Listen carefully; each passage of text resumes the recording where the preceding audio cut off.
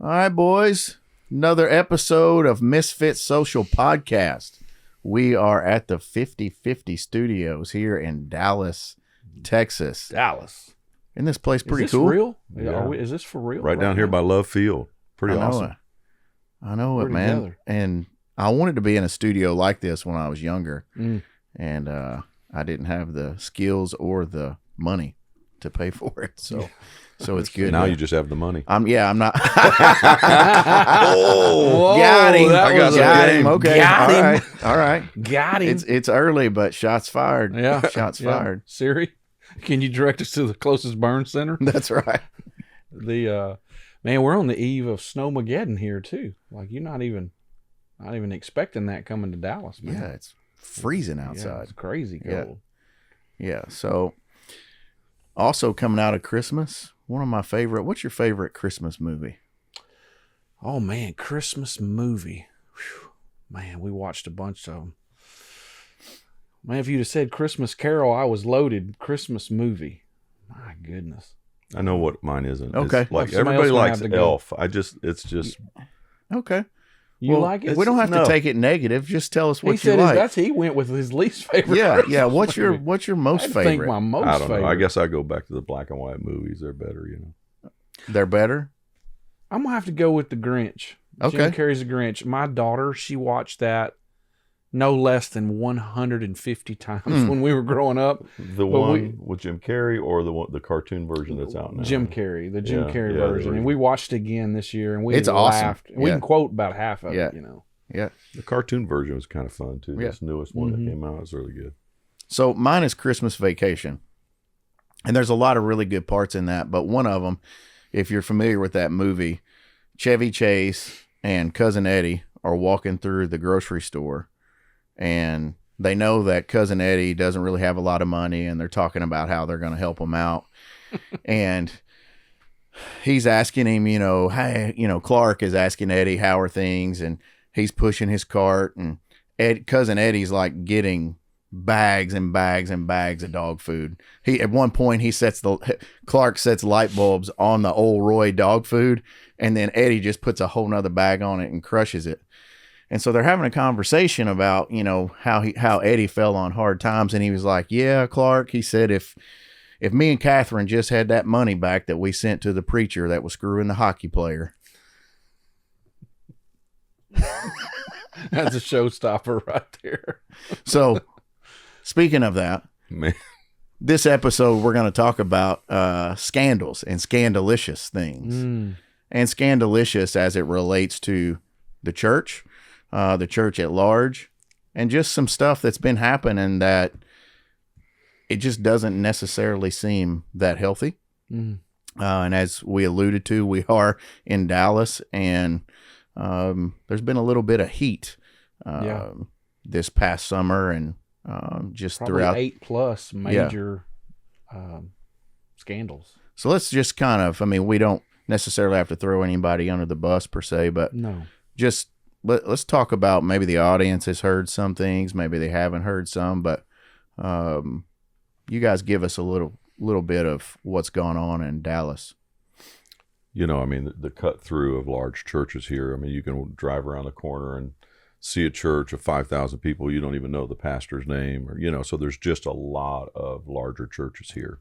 And then there are some high profile ones. So it's not surprising that Dallas becomes kind of a hotbed for scandal because there's just a higher percentage chance that can happen here. But it's kind of disappointing. You see guys like Tony Evans and Robert Morris who have, it seems, done a lot of good. Daystar recently Daystar. with allegations. Right. You roll the tape back, there are so many others that could be named too, but yeah. And just to be clear here, some of this is alleged. Yeah. Not necessarily saying that this happened for sure, but the allegations are definitely concerning. Right. And we're not here to cast judgment. Some things are alleged and some things have come out as like absolutely full on, but I think our heart is like, what is going on? What is the preponderance of this in evangelicalism or in Christianity today, in these times? And that's It's And something it's we've sort of got to like, talk about. You know, it's we've sort of like gotta all ask- people need. There's this exodus from church, and there's this disappointment, disenfranchisement from church, and then you add that on top of it. It's Yeah. like, oh, there you go. Yeah. If we just kind of take a lateral move for a second, post COVID, we back up to COVID. When we come out of that, I believe the statistics, I won't get this exactly right, but for the first time in the history of us keeping track of it, there's less than 50% of Americans attending what they would say regularly on Sunday for the first time. And then most of these scandals that we're talking about happened post-COVID as well. So that's like another kind of recent just Nail in hit the coffin. or nail in the coffin. Yeah. So another big one, Royce, you and I have talked about this, is Ravi Zacharias. From an apologetics standpoint, still to this day, I don't really care what the guy did. From an apologetics standpoint, he's not wrong. Like his writing is phenomenal. His grasp of it still hurts for me to talk about it. Like he was so influential, spoke so deeply to me and probably hundreds of thousands of other people, you know, and I want to hold on to that, but then I'm so heartbroken over what comes out after his death. You know, it's just why? Yeah, and so we can talk about that one just a little bit because they did a thorough investigation. Yeah, his daughter was actually part of leading that through his organization. So let's As just a whistleblower, or no. I'll let Royce just leading the law give firm some- in the investigation from the Ravi Zacharias International Ministries early on. I'm not sure where things are now, but yeah, she was a part of. what I guess I mean is she invited the investigation. Yeah. She wasn't like trying to. She was shade on- cooperating and helping and really kind of leading that initiative too. Yeah. So. And so maybe the audience knows or doesn't know, but just in a nutshell, he was from India, just huge global evangelist, author. Came up under Billy Graham. That Okay, was how I didn't know that. Yeah, that's how he got his start, really, in a sense of ministry and some notoriety coming up under his ministry. Yeah, and so when we say apologetics, Yeah. let's just unpack that real quick. I would say, I mean, there are many great apologists, and apologists from a Christian theological standpoint is someone who gives an answer. You know, there's a lot of questions get thrown at the faith, and an apologist is someone who tries to give a reasoned answer as to some of the questions or contradictions or why this or why that. It's a way to reasonably approach faith and the scriptures. And I would say in the last 100 years, no one more notable than Ravi. There's been many amazing ones, and he worked with a lot of them, but no one more notable. And maybe no one who moved the dial any more than his ministry. Like, his voice was profound. And would you also say that part of his impact was because of his ability to go cross-culturally? Absolutely. So he didn't really have a Western mindset. He was able to get the East and West to meet. Blended He was able to beautifully. close that gap. Yes. And I feel like that resonated with a lot of people. And he was also very disarming. Yes. Like, he could say something that had a lot of just, you know, but it didn't feel that way. It felt like, oh, okay, well, that's a very powerful, impactful statement. I need to just sit back and I need to marinate on that a little bit. Like a shock jockey approach. More, Correct. At all. Okay. Deeply reasoned, incredibly well read, always in love, but the logic was fierce, and it just had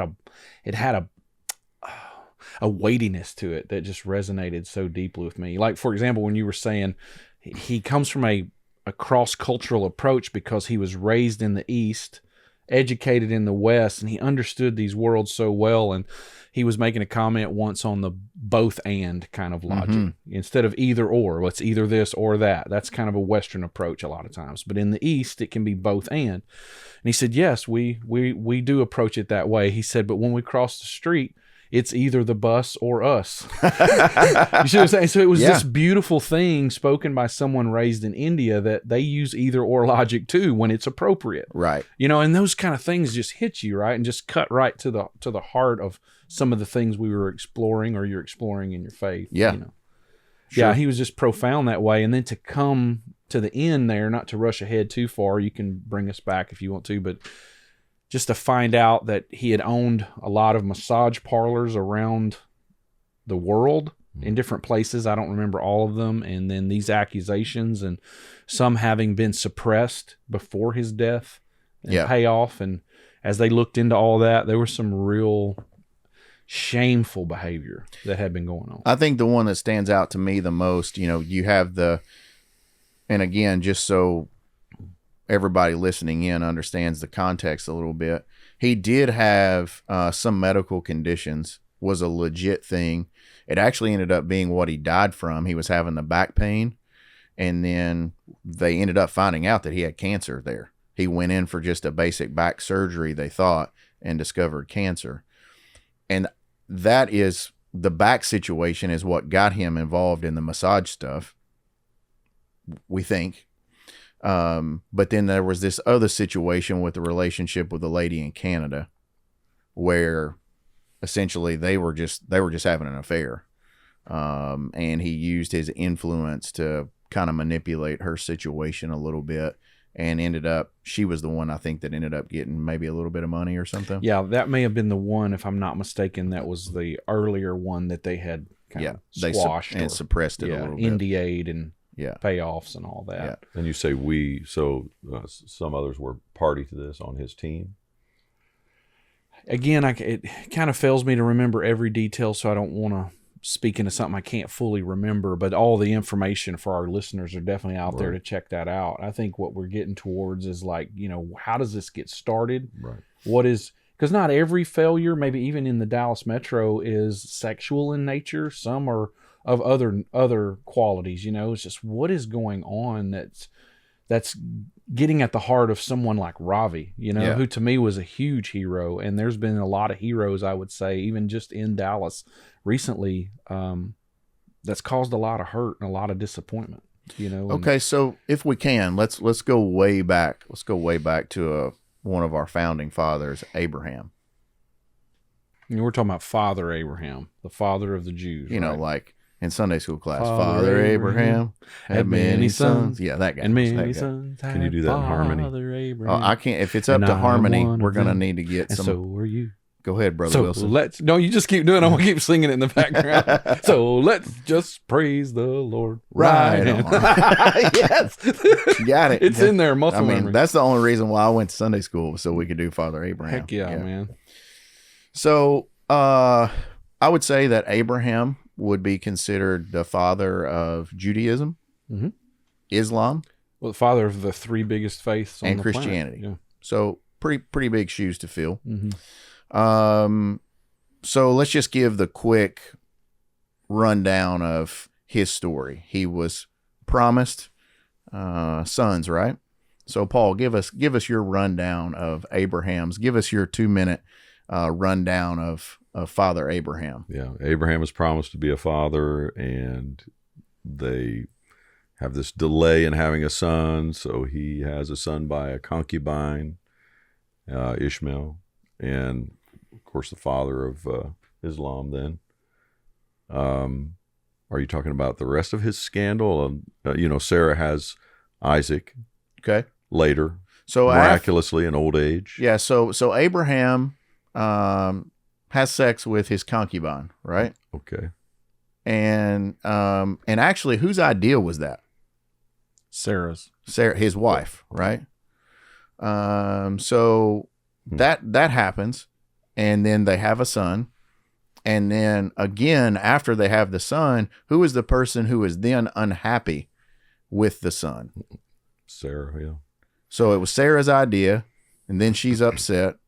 You look like you wanted to say something. Well, I was just going to say, I just wanted to laugh women? and say it may have been Sarah's original idea, but I would like to make note that Abraham had no protest to the idea. Yes, I mean, most men would probably say no to their wives if, your wife came home and said, hey, here's this young concubine. Would you be happy to go have sex with her? Yeah. Most men would probably say no. No. Yeah, and I don't want to go too tangential here, but I think it's worth mentioning because our audience, our listeners could hear that and maybe just make a quick thing about Sarah being her idea. Sure. But there's some cultural pressure there. Yeah. There is a lot of shame. She could be seen, and likely was, as the reason Abraham's promise is not happening. Good. Yeah. You know, and right. I just really want to throw that in there. And she's trying to think of ways of lifting that shame. And it's a horrible stigma to be barren, to be childless, to be not. Often the women's blamed something wrong with her. So Correct. that would put her in a place of wanting to make some more solutions available, Right. but not necessarily be something her heart as a wife feels great about either. Yeah. So where are you taking this? I mean, what's the point of So that's Abraham? So I like that disclaimer. If we fast forward to the Apostle Paul in Romans, Mm-hmm. he's talking about Abraham, and he's talking about his actions, how he lived, that he was considered faithful before the circumcision, right? Not after.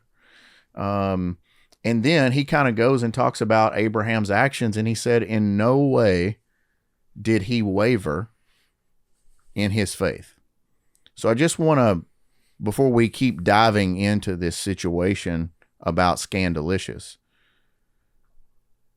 do you feel like Abraham had no wavering in his, because the promise was given to Abraham, right? And so I don't blame Sarah. I don't think there's blame here at all. And we certainly don't want the audience or listeners to think that there is. But there was definitely some choices made. So do you find any rub against what the Apostle Paul said about, hey, he didn't waver in his faith ever? I think it's a really good question. And I think we're so used to reducing things, Yep. taking them apart mechanically, atomizing them, so to speak. And what Paul, the Apostle Paul, is handling a complete story, Yes. an ancient story. And when you look at that story, you see unwavering faithfulness. If you look at that moment, he's a little shaky. He's on the beam. Yeah. But we haven't seen the rest of his story Mhm. yet. And I think there's something to be said that we don't want to throw anyone away for one moment of bad judgment. That's not, as a follower of Jesus myself, that is not consistent with my values or what I see in Jesus at all. However, what's going to come next after a moment where a decision is seriously in question, or maybe it's just an absolute abject failure? Yeah. I mean, What comes next? That's a whole different culture, though. I mean, what he did with the concubine was not necessarily so off for the culture, and thousands of years ago. Mm-hmm. I mean, it wouldn't have been a scandal in the sense that we would see it today. I mean, that's my take on it. Mm-hmm. Whereas a lot of these situations where we're dealing with in modern culture right now, the ones we're talking about, and all these scandals here in DFW and elsewhere, I mean, there's an expected behavior that has been breached, right? So then let me just ask you a question. Does theology move with the culture?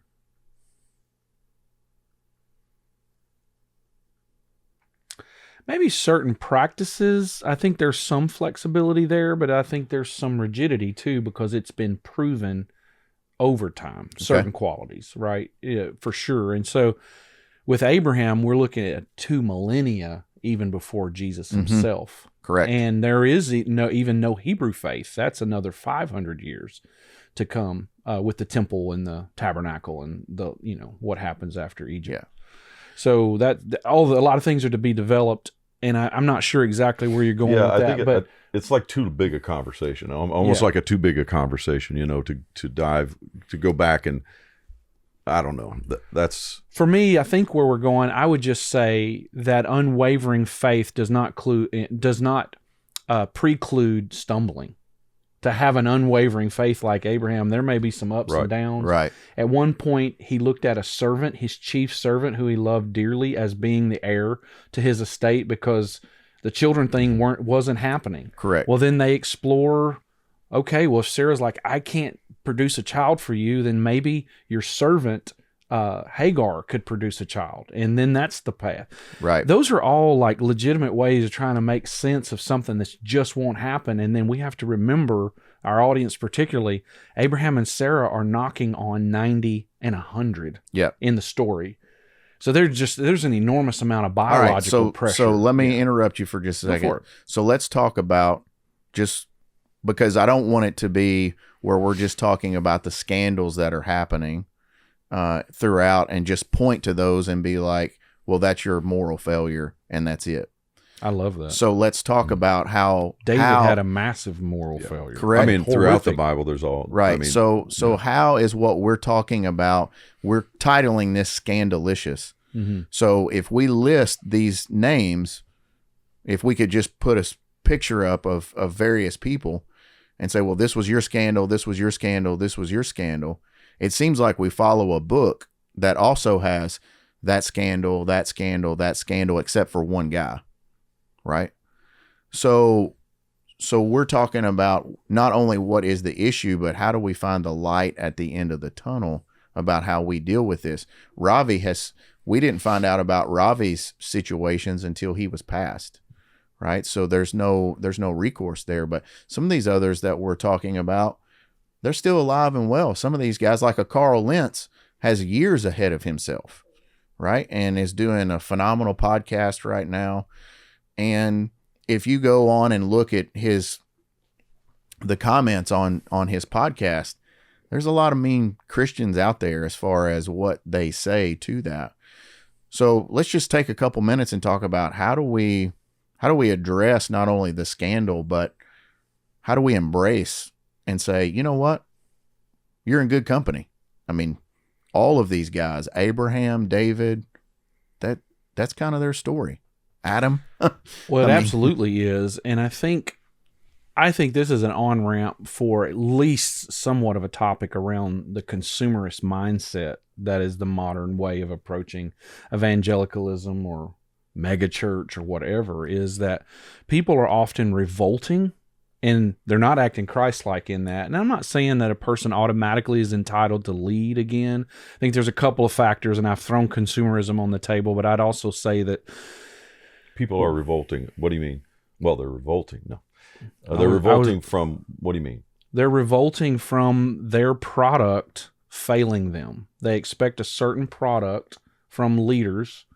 And so when that leader fails, because a lot of modern Christianity is projecting the responsibility of their own faith onto avatars that they live vicariously through on TV screens, and they're not living, but they want to make sure that they have contact with something holy and sacred, and there's no shortage of leaders who'll jump into that role.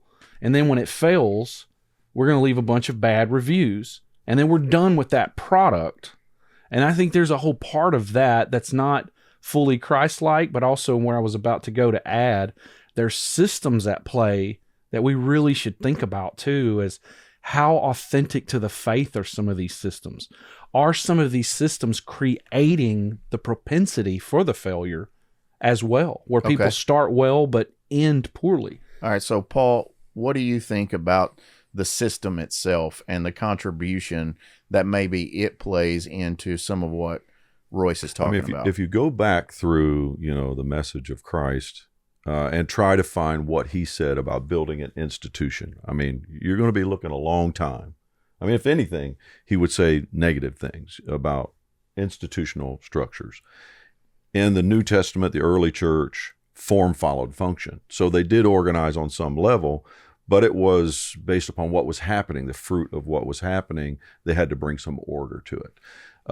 It wasn't the other way around. It seems like we put a system in front. It's like the cart before the horse, right? And we expect the system to do the work. We've systemized Christianity. They called it the way, right? It's like a culture, a way of thinking, a way of living, a way of gathering people to do life with. It was a way, and they were willing to die for it. And so it was a way of life. It wasn't a system. It wasn't an institution. I'm not against institution because I think, we naturally bring order to things. But it is first a way. It's a way of living, a culture. You can't fully accomplish institutionally what Jesus intended to be accomplished relationally. So as soon as you put it in a system and you try to make everything happen through a system and you elevate people in that system, it's a setup for being disappointed. It's going to happen. Well, and with a celebrity culture, Gen X, I think, and again, I'm not a sociologist, of course, but Gen X being one of the first generations to be just about raised on TV. I still rode bikes, got outside, was my boomer parents were like, get outside and live a little bit, but I know what it was like to come in from the Texas heat where my skin They're like, you come home from school, drop your backpack. Do you have homework? If you don't have homework, it's leave the house and don't come back until dark. Yeah. Or so. And in Southeast Texas heat, my skin's bubbling out there. Well, find a tree. Yeah, get under a shade. But I know what it was like for those first Atari systems to go inside air conditioning and play Pong. I remember playing games that early, in the 80s. Yeah, Frogger, the early games, those Atari games, and being like, this is amazing.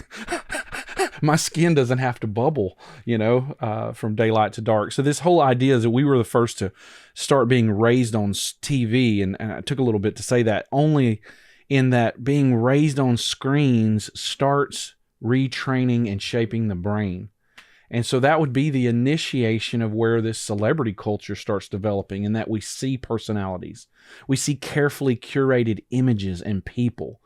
We see 30-minute programming, 60-minute programming, 90-minute, 2-hour programming. And that's shaping our brain a bit about reality. So my point is it's easy for that to now be an expectation from church. Yeah. And then it's very easy to see if we're going to compete in a very crowded market. And hear me, I mean all this well. If I'm going to reach people in the Dallas metro area, I can't have something that's not appealing to people. And that's where that system starts getting a life. And before you know it, you have TV personalities or characters leading churches, but the product is just Christian at that point. And all of that can drift from the way you were talking about. And I'm not saying it has to inherently, or that all of that's bad. None of that's being said. I'm just trying crudely to explain how it's easy to get off track from what it means to walk the way, and where's the responsibility in my heart lie. To be able to project that image that is necessary to draw, right, doesn't mean that the underpinnings of it is full of character and good things. Yeah, it can be very flawed, but if you can do it right, you attract attention. Well, you start selling a product, and if your product's good, and products inherently are tricky things, right? Yeah, just jumping in here, when we're talking about the way, when I think about other religions or philosophies, I feel like Christianity is one of the most direct about trying to have a media program, have a marketing program, have a product that they are selling. I don't feel that way about Stoics. I don't feel that way about Buddhism. I don't feel that way about any other religion, really. I don't feel that way about Judaism.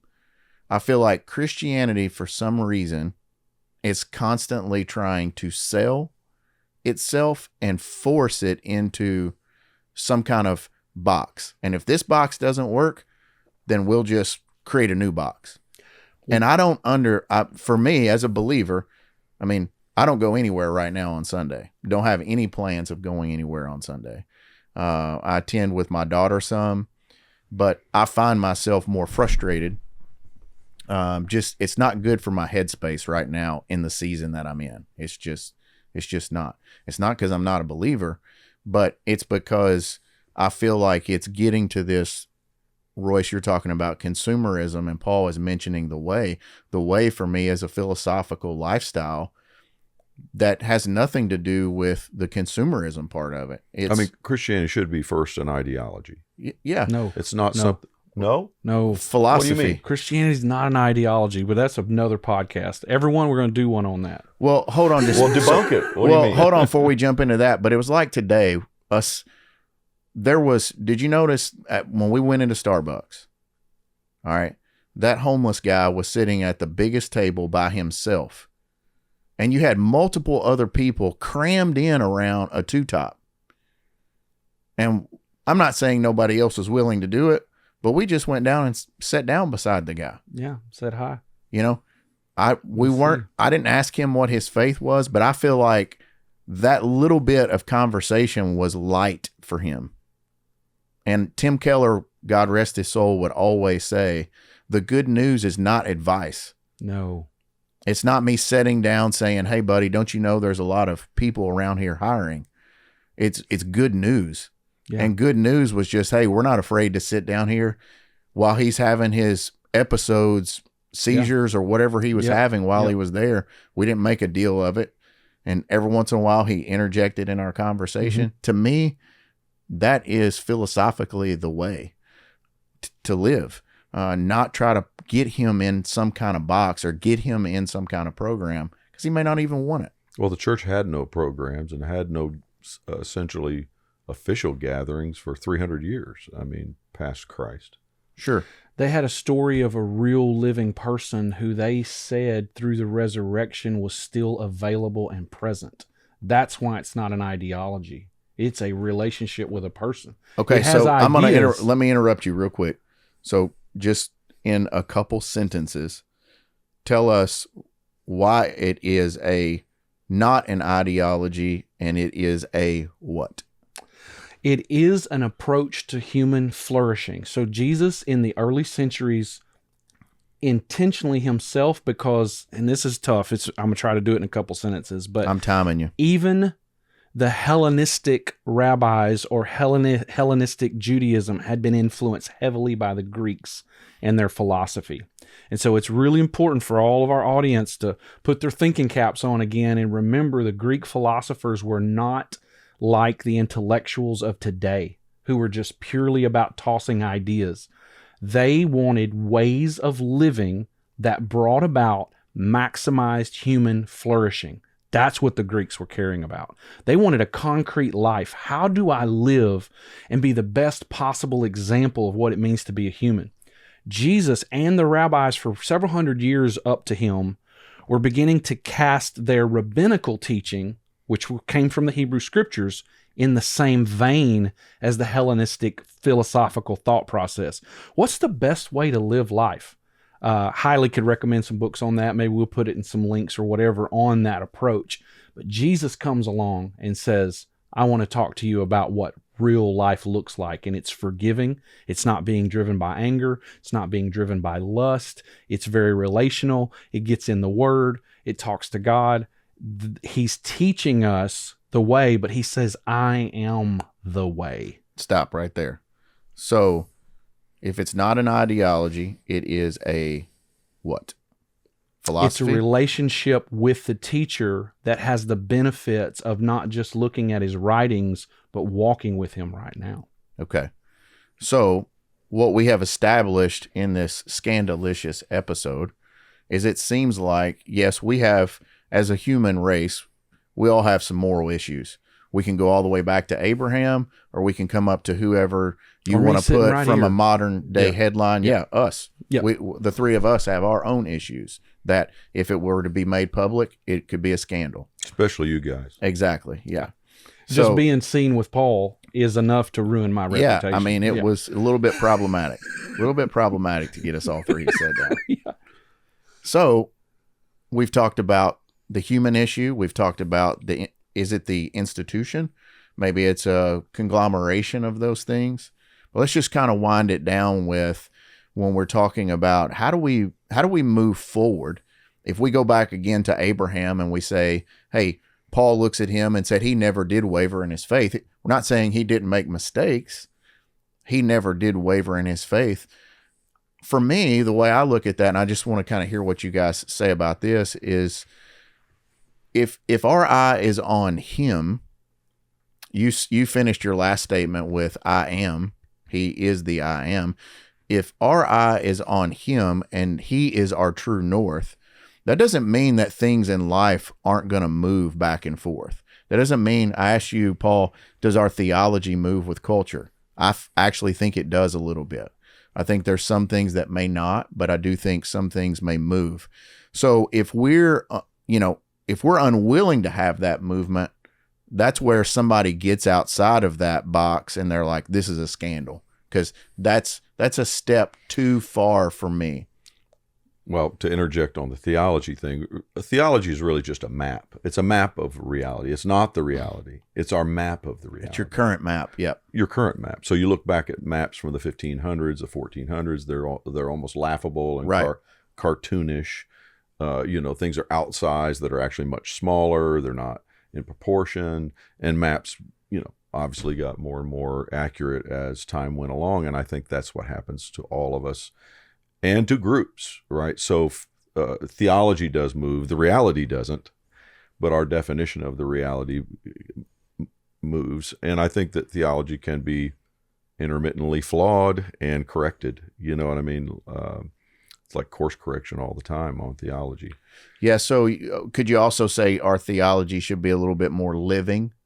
Not just like a document that is, we write this down one time and it's forever institutionalized and systematic, and then we can never come off of that. We like certitude, don't we? Yeah. And We we've like confused knowing with living.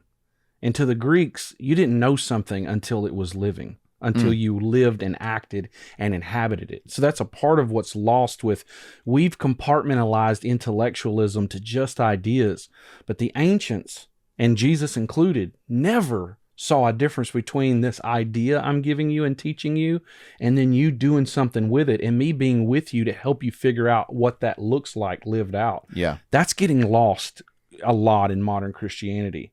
And so I know we've got a couple things cooking, but I want to just debunk something earlier about ideology. And this is from Leonard Sweet and Frank Viola.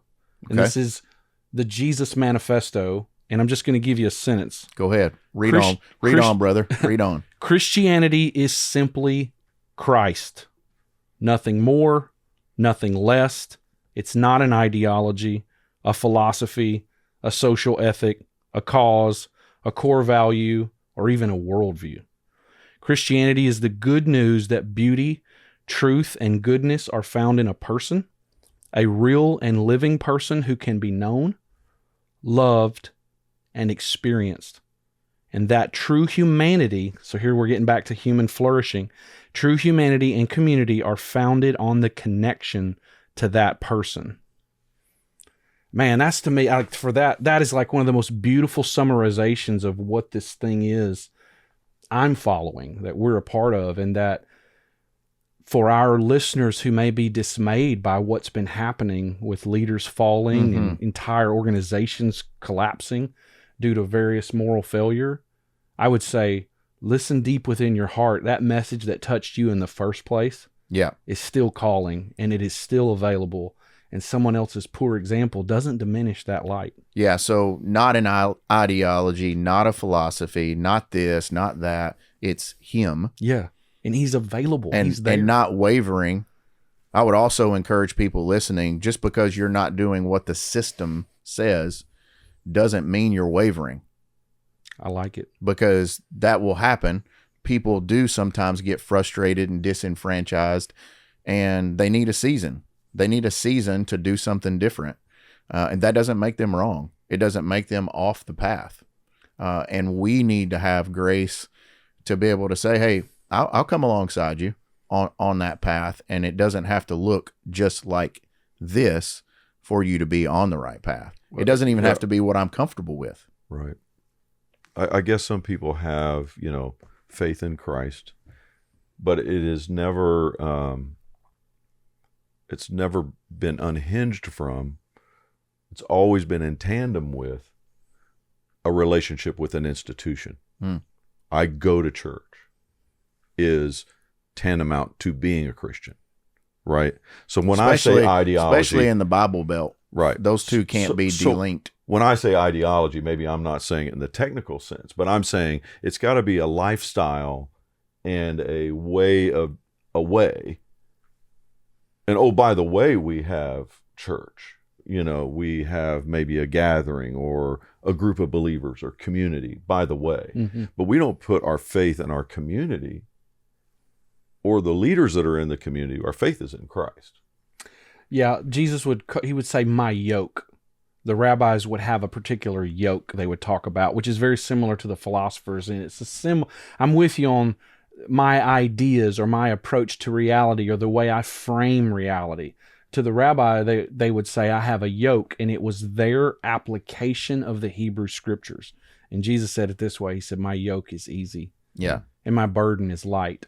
My attachment to the scriptures and the way I want you to live is so much easier and better than anything you've ever seen or imagined before. I think we have to have a paradigm shift about what institution means, because that's why it's so disappointing when some of these scandals happen, is because these people are representative of what we think should be, right? And they fail, and it's so disappointing, and it hits the news and all this kind of stuff. And you're right, but it begs a few values too, because we in the West, we look at a massive building and we see lots of people and we think that should be indicative, and it's not. That's not our faith in the first place. It's okay to have lots of people. It's okay to have 2 or 3. And the point is that we oftentimes are assuming Western values, which makes the fall more disappointing, because we've associated our faith with things that our faith really isn't supposed to be associated with, inherently. So here's one thing I would like to see throughout. Well, I have trouble calling myself a Christian in general, just because of a lot of this mess. I've had trouble calling you one too. Yeah, I know you have. Especially with all my sexual innuendos. But here we go. Paul thinks everyone stretch your hand towards Paul thinks sex jokes don't go in hand with Christ follower, but I'm pretty sure Jesus and the disciples told some sex jokes around the fire silly pit. Boys. I don't know. Paul's like, I'm gonna get up and leave this. But in the legal realm, one of the wordings that you would use in contracts is hard language and soft language. And I feel like we have too much hard language when it revolves around who a person is in Christ, as if I know exactly what Royce needs, or I know exactly what Paul needs. And the hard language is tied to a system that is, quite frankly, culturally outdated in most scenarios. That doesn't make it wrong, because right now there's a lot of young people that are going to high church, like, it's interesting. They're flocking. Yeah. It's not diminishing in those circles. It's right. growing. So what I would just love to see, language wise, just soften a little bit to where the way is embracing. I mean, if you look at all the different people that Jesus came into contact with, he wasn't called the friend of drunks and sinners because he wasn't hanging out with them. I mean, well, he told the disciples, I have sheep that you don't know about either, by the way. Yeah. Not everybody is in this camp here. Yeah. Yeah. I was reading this book, A Faith of Many Rooms, which says inhabiting a more spacious Christianity. That God, he's got the right, man, to build relationships wherever he wants. Yeah. And they're not all inside of the church institution. That's for sure. He is God after all. Yeah. Well, I think what happens, and I know we need to kind of move towards our conclusion here, but I think it's worth noting that, again, following Jesus is a way of living and a way of being with someone who claims to have been resurrected. And I mean, I don't know if there's any better explanation of all the facts when we look at them, other than something happened 2,000 years ago that makes no sense apart from resurrection. Yeah, I mean, even that Honestly podcast with Barry Weiss, I mean, she's Jewish, and she's like, hey, you can't deny something it went on there. Because the confluence of circumstances around that moment, you can't explain what came next apart from something happened that even got the way we everyone measure time. Yes. I mean, that's one of the biggest indicators, right? All right, so let's land the plane with this. All three of us are way different from who we were 20 years ago. But 20 years ago, we were probably a lot more alike. Paul was in his 70s. Can you imagine that? Yeah, Paul was 70 20 years ago.